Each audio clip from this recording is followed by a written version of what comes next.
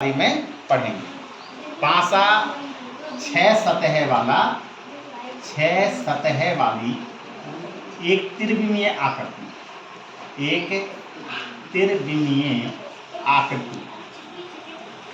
इस त्रिविमीय आकृति को शॉर्टकट में 3D कहते हैं और इसी का इंग्लिश में नाम 3 डायमेंशनल नाम होता है।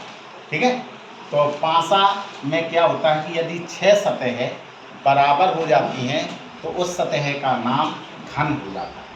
यदि 6 सतह कैसी हो जाएं? बराबर। अगर बराबर हो जाती हैं तो सतह का नाम, उस आकृति का नाम घन हो जाता है। घन को ही पासा कहा जाता है। यदि 6 सतह बराबर ना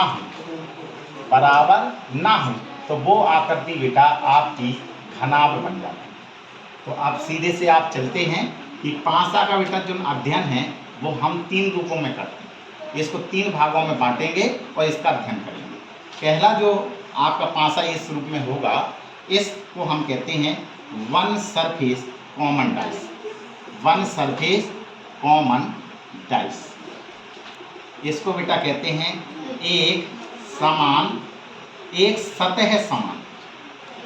सतह समान। दूसरा बेटा जो होता है उसको बेटा कहते हैं two surface common dice. Two surface common dice, इसका नाम बेटा होता है 2 सतह समान। तीसरा जो बेटा होता है भाग, उसका नाम होता है no surface common dice. No surface common dice, इसको बेटा हिंदी में कहते हैं कोई भी सतह समान नहीं। कोई भी सतह समान नहीं। बेटा अब देखिए, मैं आपको बता रहा हूं सबसे पहले वन सरफेस कॉमन डाइस के बारे में। वन सरफेस कॉमन डाइस में क्या होता है बेटा कि आपको 2 आकृति दी जाएंगी, 2 से भी ज़्यादा आकृति भी दी जा सकती है। इन आकृतियों में बेटा 6 तक के रंगों के नाम भी लिख सकते हैं, 6 रंगों के नाम भी लिख सकते हैं, 1 से लेकर 6 तक के अंक भी लिख सकते हैं और आपको ABCD के 6 अक्षर भी लिखे जा सकते हैं। इसी प्रकार से टू सरफेस कॉमन डाइस में भी आपको 6 तक के अंक लिखे जा सकते हैं, 6 रंगों के नाम भी लिखे जा सकते हैं और आपके ABCD के 6 अक्षर भी लिखे जा सकते हैं। ठीक है, तो मैं आपको सिर्फ आज वन सरफेस कॉमन डाइस और 2 सरफेस कॉमन डाइस के बारे में बता रहा हूँ। तो मैंने जैसा कि यहाँ पे वन सरफेस कॉमन डाइस लिया है, तो वन कॉमन सरफेस में मैंने मान लिया कि 2 आपको आकृति दी गई है। ये मैंने 2 आकृति बनाई हुई हैं और इसमें बेटा मैंने आपको ABCD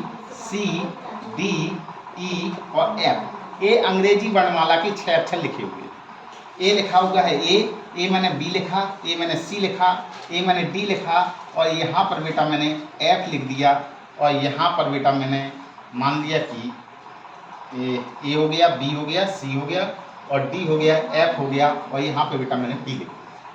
अब आपको क्या करना है कि अगर इसमें आपसे ये पूछा जाए कि सिर्फ प्रत्येक सतह का विपरीत ज्ञात कीजिए, तो प्रत्येक सतह का विपरीत ज्ञात करने के लिए बेटा क्या करना होता है, दोनों आकृतियों को आप देखेंगे, दोनों आकृतियों में देखिए कौन सी सतह एक जैसी दिखाई दे रही है।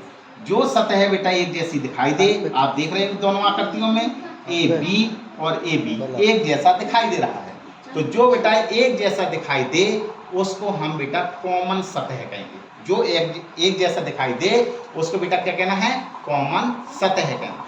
अब जरा देखो बेटा, तो B क्या है बेटा, कॉमन सतह, कॉमन सरफेस। ठीक है, तो जो सतह एक जैसी दिखाई दे, जो सतह एक जैसी दिखाई दे उसे क्या कहना है, कॉमन सरफेस, कॉमन सरफेस। अब देखो बेटा, दोनों ही आकृति में आप देखेंगे ऐसी एक आकृति रह गई है, एक ऐसी सतह रह गई है जो दोनों में नहीं दिखाई दे रही है।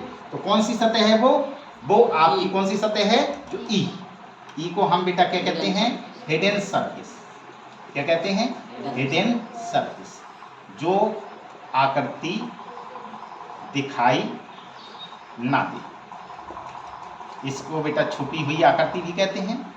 छुपी आकृति यस, छुपी सरफेस। सरफेस इंग्लिश में कहा जाता है, हिंदी में सतह। सतह को हिंदी में फलक भी कहा जाता है, ठीक है।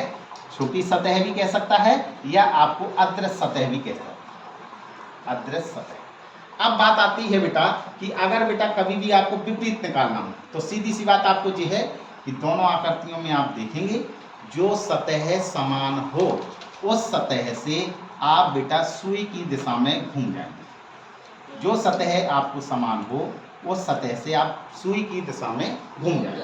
तो यहाँ पे बेटा कितना लिखा हुआ है B, और यहाँ पे कितना लिखा हुआ है C, यहाँ पे कितना लिखा हुआ है बेटा A, यहाँ कितना लिखा हुआ है बेटा B, यहाँ कितना लिखा हुआ है D, D के आगे क्या लिखा हुआ है आपका बेटा F, ठीक है। तो ये तो बेटा कभी भी B का B तो विपरीत होगा नहीं, तो B के अंदर कोई छिपा होगा, तो कौन सा छिपा हुआ है E।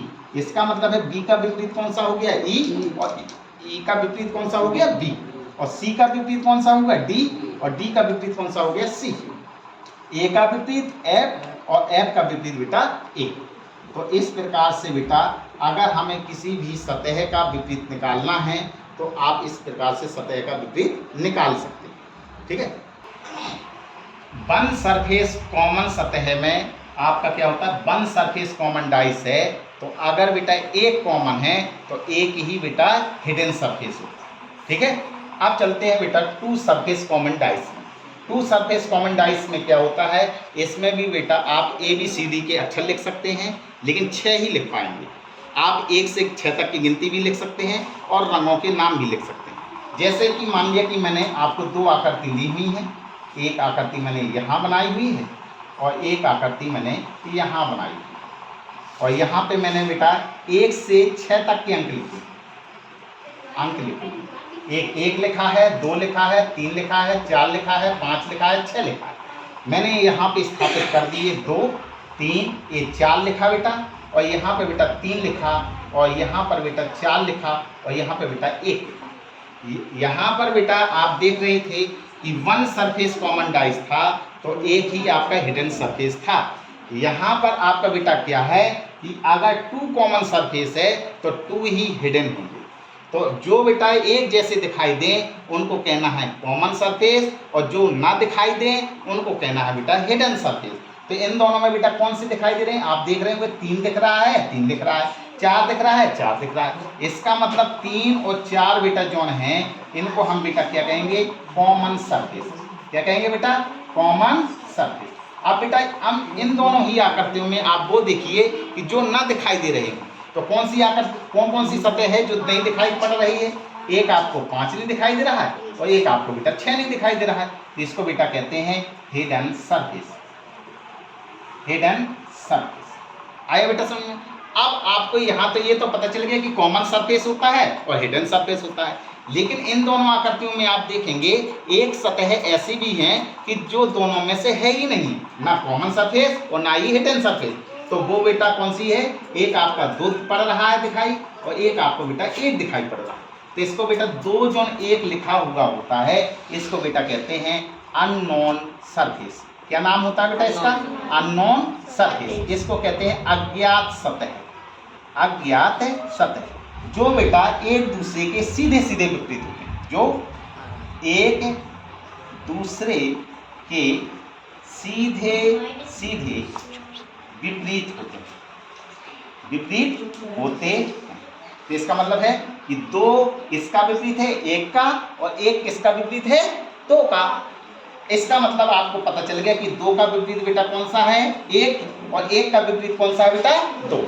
अगर बेटा आपकी बात आती है कि 3 का विपरीत निकालना है तो 3 का विपरीत बेटा क्या हो सकता है, आपको मैंने बताया कि कॉमन सरफेस का विपरीत हमेशा हिडन सरफेस होता है और हिडन सरफेस का विपरीत हमेशा कॉमन सरफेस होता है। तो अगर बेटा यहाँ 3 का विपरीत निकालना है तो आप यहाँ पे देख रहे थे कि 3 और 4 तो कॉमन सरफेस है, तो हिडन कौन कौन सी थी 5 और 6। इसका मतलब या तो बेटा 5 होगा या बेटा 6 लिखा होगा, स्लैश लगेगी होगी। इसी प्रकार से 4 का विपरीत तो या तो बेटा 5 होगा या बेटा आपका 6 होगा। अगर बेटा विकल्पों में उत्तर ऐसा ना लिख के अगर बेटा यहाँ पे बेटा ऐसा उत्तर लिखा हो अपर्याप्त आंकड़े, तो यही बेटा आंसर होगा। अपर्याप्त आंकड़े, या इसी का पर्याप्त आंकड़े, इसी का नाम क्या होता है बेटा? अपर्याप्त आंकड़े, और इसी का दूसरा नाम होते हैं निश्चित या ज्ञात नहीं कर सकते, नहीं कर सकते हैं। ठीक है, तो अगर बेटा आपका विकल्प में उत्तर ए लिखा है, ए लिखा है, ए लिखा है, तो तीनों ही उत्तर होंगे। अगर तीनों में से कोई एक लिखा है तो आंसर ए होगा। समझ में आ गया? क्लियर?